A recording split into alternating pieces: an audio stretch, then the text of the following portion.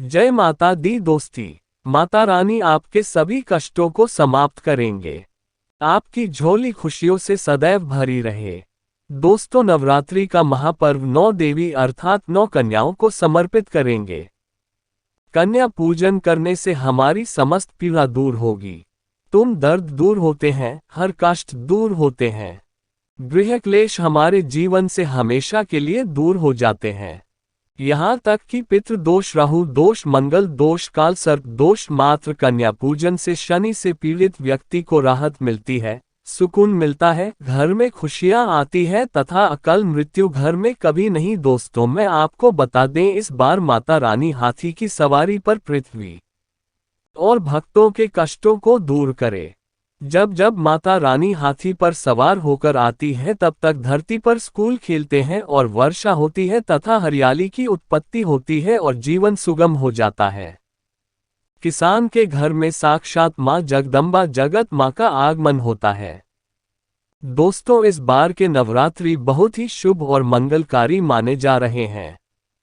ये नवरात्रि 15 अक्टूबर दिन रविवार को शुरू होकर और इसका समापन 23 अक्टूबर दिन सोमवार को होगा। ऐसे में 24 अक्टूबर दिन मंगलवार को ही दुर्गा विसर्जन होगा। जो लोग माता रानी की स्थापना करते हैं वह लोग 24 अक्टूबर दिन मंगलवार को विसर्जन करेंगे। दोस्तों, नवरात्र की अष्टमी और नवमी तिथि पर कन्या पूजन का विधान है। इस बार महाअष्टमी तिथि 22 अक्टूबर 2023 यानी कि इस दिन रविवार है और नवमी तिथि 23 अक्टूबर 2023 दिन सोमवार को है। ऐसे में आप अष्टमी और नवमी को इन दोनों तिथियों में कन्या पूजन अवश्य ही करें, को भोजन अवश्य खिलाएं। शास्त्रों में 9 दिनों के नवरात्रि को बहुत ही शुभ और मंगलकारी माना जाता है और वही 8 दिनों के नवरात्रि को अच्छा नहीं माना जाता। ऐसे में 10 दिनों के नवरात्रि बहुत ही शुभ माने गए हैं। शास्त्रों के अनुसार नवरात्रि के दिनों में माता रानी का पूजन करने से, कन्या पूजन करने से मां अभय वरदान प्रदान कर दिए। कुंडली में जो कष्ट होते हैं उन्हें ठीक कर देती है। श्रीधर की तरह ही सच्चे हृदय वाले व्यक्ति के सभी कष्टों का निवारण मां शीघ्र ही करती है। मां की उपासना से विनम्रता का विकास होता है। सभी कष्ट, दरिद्रता, दुख, कष्ट नष्ट हो जाते हैं। नवरात्रि में माता रानी का व्रत और पूजन किया जाता है, लेकिन नवरात्रि के दौरान सबसे ज्यादा महत्व होता है कन्या पूजन का। दोस्त हो, कन्या रानी जो होती है कि पंखुड़ियों की तरह नाजुक होती है। कन्या पूजन सर्वप्रिय है, श्रेष्ठ है। कन्या के रूप में स्वयं जगदम्बा देवी, माता वैष्णो देवी या अर्थात समस्त ब्रह्मांड इनके शरीर के कण कण में बात करते हैं। बहुत कम लोग जानते हैं 33 कोटि देवी देवताओं का वास होता है। कन्याओं के मस्तक पर कन्या जाने की छोटी हो चाहे नाई रही है, मां के समान मानी जाती। दोस्तों, माना जाता है दस्त और उपासना के माता रानी इतना प्रसन्न नहीं होती है जितना कि कन्या पूजन से होती है। नवरात्रि में छोटी छोटी कन्याओं को माता रानी का स्वरूप माना जाता है। कन्याओं को भोग लगाया जाता है, उन्हें प्रसन्न किया जाता है और बदले में एक आशीर्वाद मांगा जाता है। कन्याओं को प्रसन्न करने के लिए गिफ्ट आदि उपहार वगैरह दिए जाते हैं। माना जाता है अगर कन्याओं को कोई भेंट दी जाए और वह उसे खुशी खुशी स्वीकार कर ले तो इसका मतलब है माता रानी अर्थात माता वैष्णव ने वो भेंट स्वीकार कर ली जिन पर कन्याएं प्रसन्न होती है। तो समझो उन्हें माता रानी का आशीर्वाद मिल गया और माता रानी की कृपा से उन्हें मुमांगा वरदान प्राप्त होता है। कन्या पूजन कोई मामूली पूजन नहीं होता। नमस्ते ब्रह्मांड में जो पूजा होती है उनसे बढ़कर कन्या पूजन को माना जाता है। 10 बार गंगा स्नान करने से और 100 बार यज्ञ करने से तथा 1000 बार यात्रा करने जो पुण्य मिलता है वह मात्र एक बार कन्या पूजन करने से करोड़ों गुना पत्र को मिल जाता है, प्राप्त हो जा। दोस्तों, इसलिए कहा जाता है कि कन्याओं को नहीं चाहिए, इससे समस्त ब्रह्मांड मिल जाता है।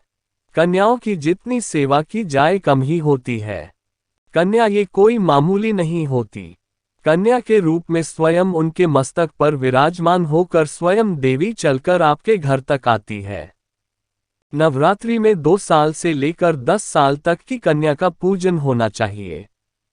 अष्टमी अथवा नवमी को कन्याओं के पैर धोकर भोजन कराना, उपहार आदि देना श्रेष्ठ माना जाता है।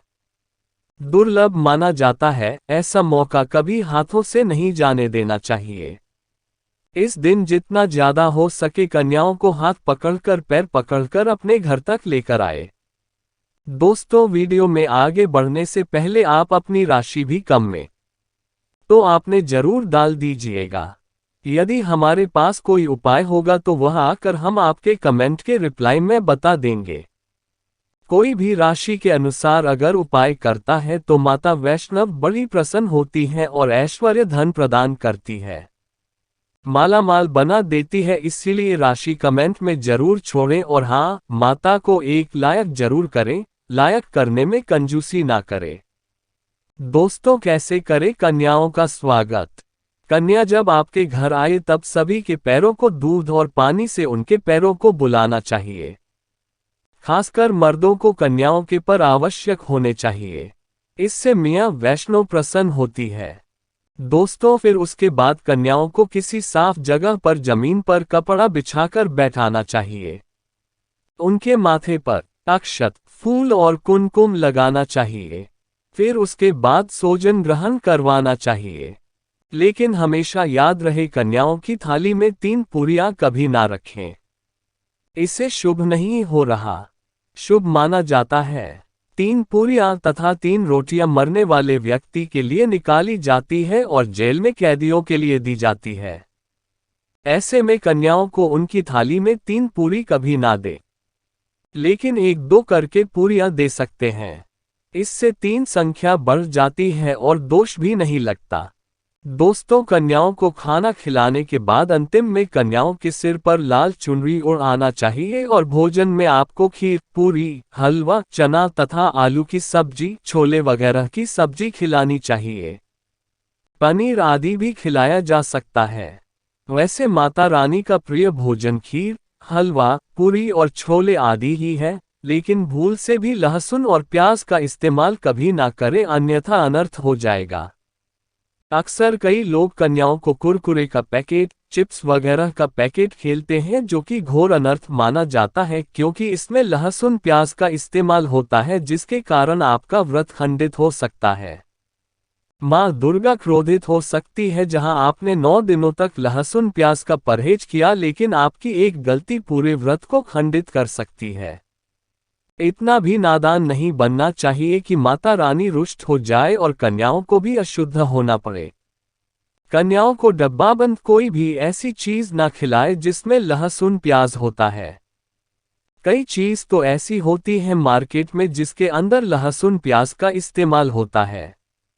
ऐसा आप कभी मत करना। दोस्तों, कई लोग कन्या पूजन में खाना घर पर नहीं बनाते और मार्केट से रेडीमेड लाकर ही खेलते हैं तथा दही जलेबी खिलाते हैं, जो कि शुभ नहीं माना जाता है।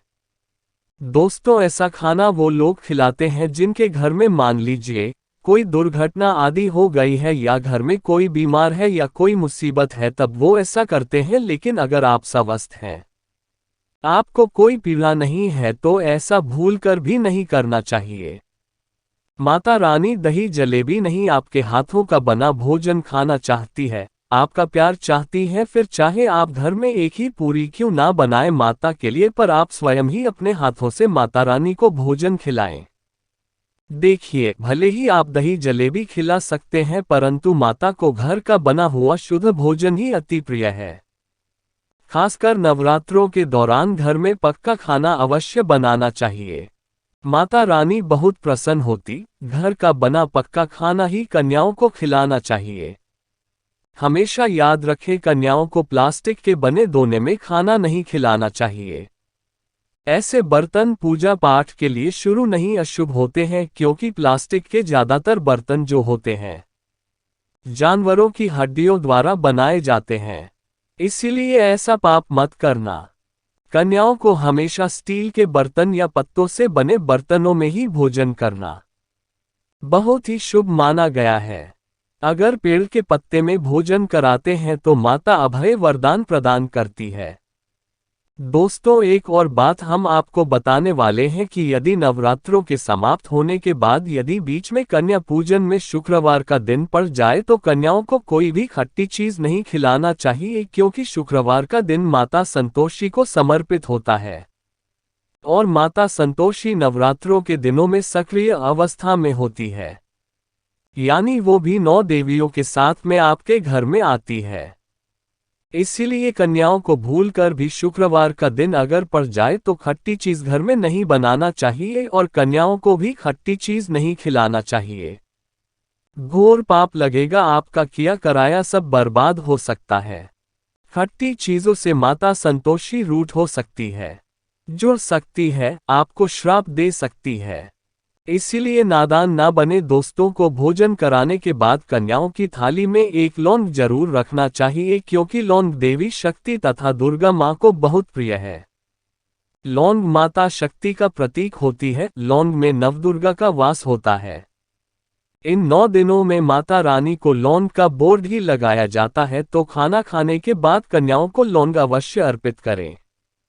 माता रानी को अमृत से बढ़कर लौंग प्रिय है, इसीलिए कन्याओं को थाली में चुपचाप एक लौंग जरूर रख दें।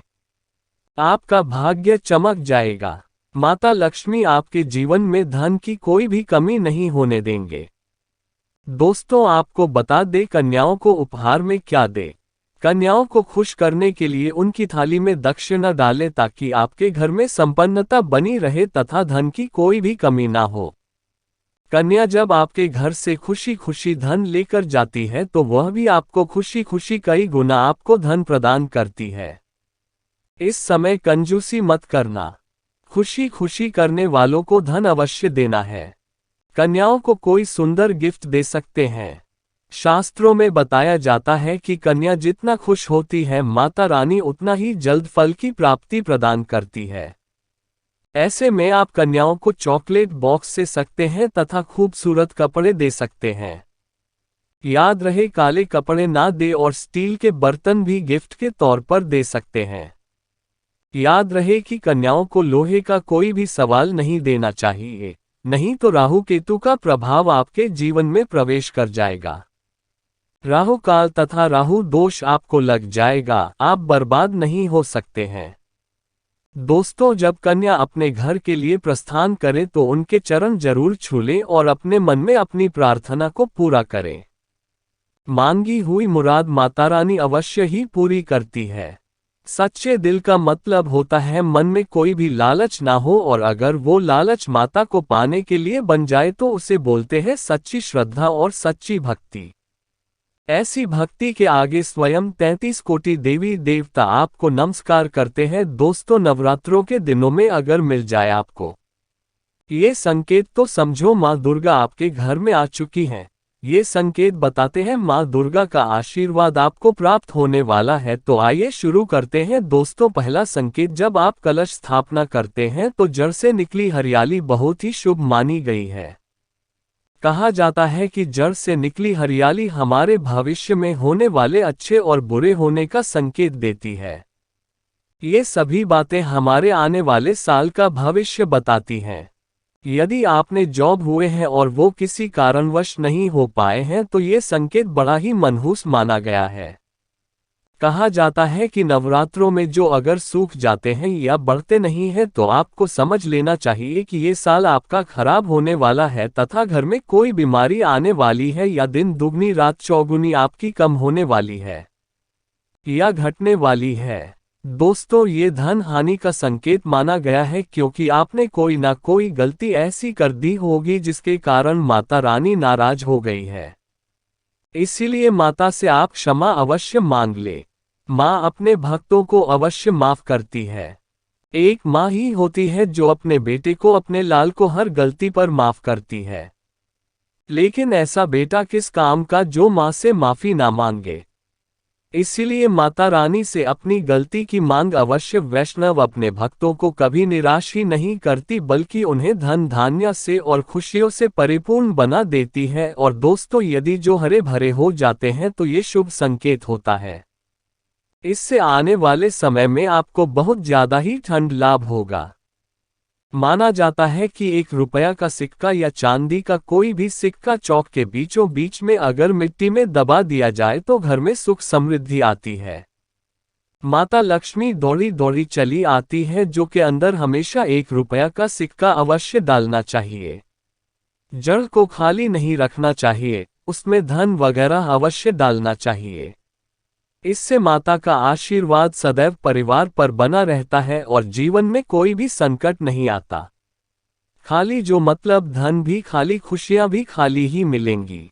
दोस्तों, नंबर 2, यदि आपकी नींद नवरात्रों के दौरान सुबह 4 बजे के आसपास खुलती है तो इसे बड़ा ही शुभ संकेत माना जाता है, क्योंकि ये समय ब्रह्म मुहूर्त कहलाता